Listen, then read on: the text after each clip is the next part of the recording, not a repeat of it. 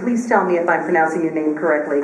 Barmak Nassirian, correct? Okay. Director of Federal Relations and Policy Analysis with the American Association of State Colleges and Universities. Ms. Sticklin, would you like to start us off?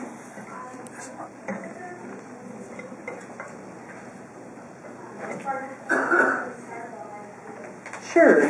Mr. Nassirian, would you like to kick us off with your comments, and then we will turn to Ms. Sticklin next? Sure. I will try to be as brief as possible. I hope you can hear me. Thank you very much for the opportunity. I want to clarify that I'm here in my personal capacity as someone who has worked on educational privacy issues for the last 20-some years.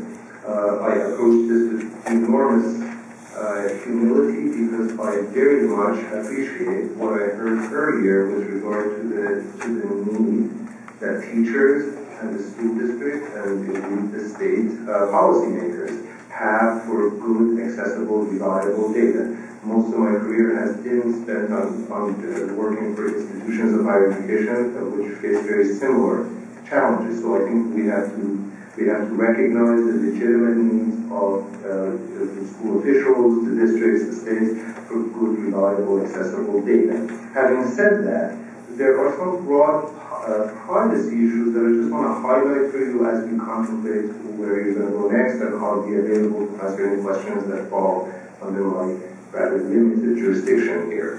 First and foremost, I want to point out that the comments with regard to legal review and FERPA compliance, while perfectly accurate, I absolutely concur that the agreement is in full compliance with FERPA, should not give the school district or parents much solace, mostly because FERPA has been significantly weakened over the years, and there are significant inadequacies to the level of protection that students and families really deserve. I would also point out that the severity of the penalties associated with violating FERPA have de facto completely immunized the regulated community. The 39 years that FERPA has existed, we have never had anybody found sufficiently guilty as to be visited by the one and only punishment of cutoff of access from federal funds or ineligibility to receive data. So I just want to make that point.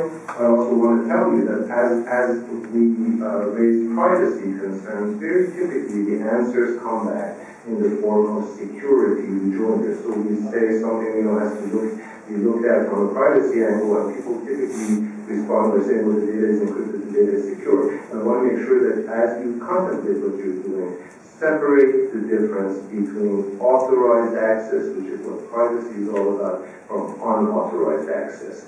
What I worry about, I worry a lot about unauthorized access because you're shipping data across the internet, you're putting it in the data warehouse, you don't technically control, you may legally control it, but you don't really run the server, you don't know what's going on.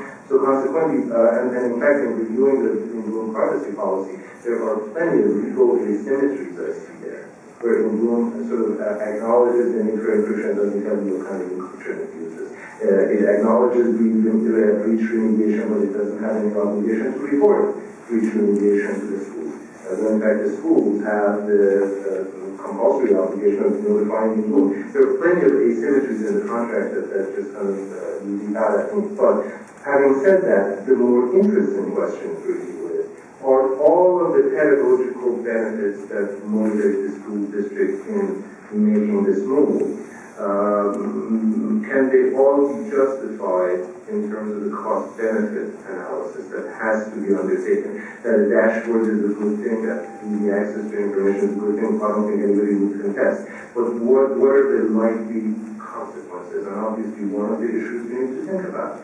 Your counterparty is not just a random contractor. This is not a many-to-many contracting relationship. Obviously the data model of what the inBloom data system and game plan appear to be is a massive national data warehouse. And we have had fairly consistently problematic relations with national data warehouses because they engage in data mining, they engage in activities that at some point become irresistible, that become a lose control as they get too big to fail. So those are issues to think about, and I think the same, all of us, what Leah mentioned, I absolutely support. But the most important concept here that I couldn't emphasize enough, if this is a great idea, and if there really are no privacy, legitimate privacy concerns, give the parents the right to choose.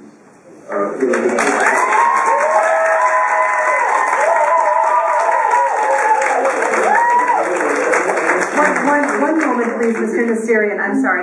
Just one moment, Mr. Nassirian. I'm sorry. We appreciate that people have very strong reactions about this. I'll just ask for the remaining meeting. If you are supportive of a speaker or what a speaker says, and you feel that you want the board to see that, if we can have you, please feel free to raise your hands. We appreciate that, as demonstrated that. But we do ask no applause, no cheering. We do recognize that people have very strong opinions on this. I know when to stop, and I think I should stop now. Thank you very much. We appreciate it.